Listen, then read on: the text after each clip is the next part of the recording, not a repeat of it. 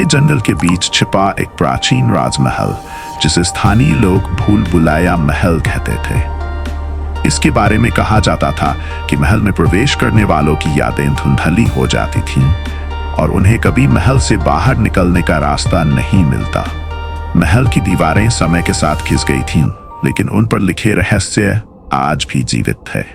अर्जुन एक निडर योद्धा जिसने राजमहल के रहस्य को खोलने की कसम खाई थी। उसके भीतर का जुझारू स्वभाव उसे बार बार चुनौतीपूर्ण रास्तों की ओर खींचता था।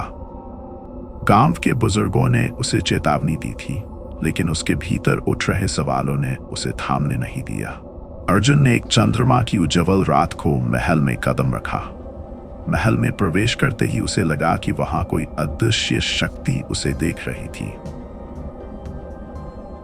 उसकी मशाल अचानक बुझ गई और अंधेरे में उसे दूर से रोने की आवाजें सुनाई दी।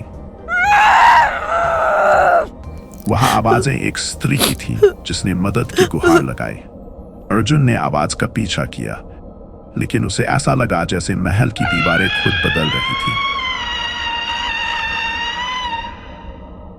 अर्जुन एक गुप्त कक्ष तक पहुंचा, जहां एक विशाल शीशा लगा था। उस शीशे में उसे अपनी ही परछाई दिखाई दी, लेकिन वह परछाई हंस रही थी। शीशा अचानक टूट जाता है और अर्जुन को एक दरवाजे के पीछे से घुटी हुई आवाजें सुनाई देती हैं।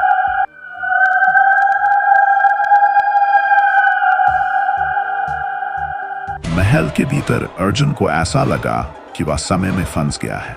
उसे अपने बचपन की घटनाएं दिखाई देने लगी, लेकिन उन घटनाओं में कुछ नई बातें थीं जो उसे पूरी तरह झकझोर देती है। अर्जुन को एहसास हुआ कि महल उसके भय और बुरे विचारों को जीवित कर रहा था।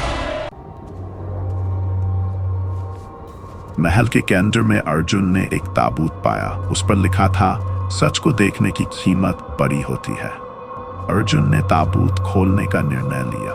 जैसे ही उसने ताबूत खोला, उसे ऐसा लगा जैसे समय थम गया।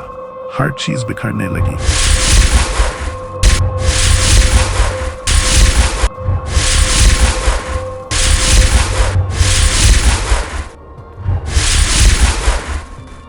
और अचानक उसे एक बूढ़ा आदमी दिखाई दिया। उसने कहा, महल ने तुम्हारे भीतर के अंधेरे को जीवित कर दिया है। क्या तुम इसके साथ जीने के लिए तैयार हो?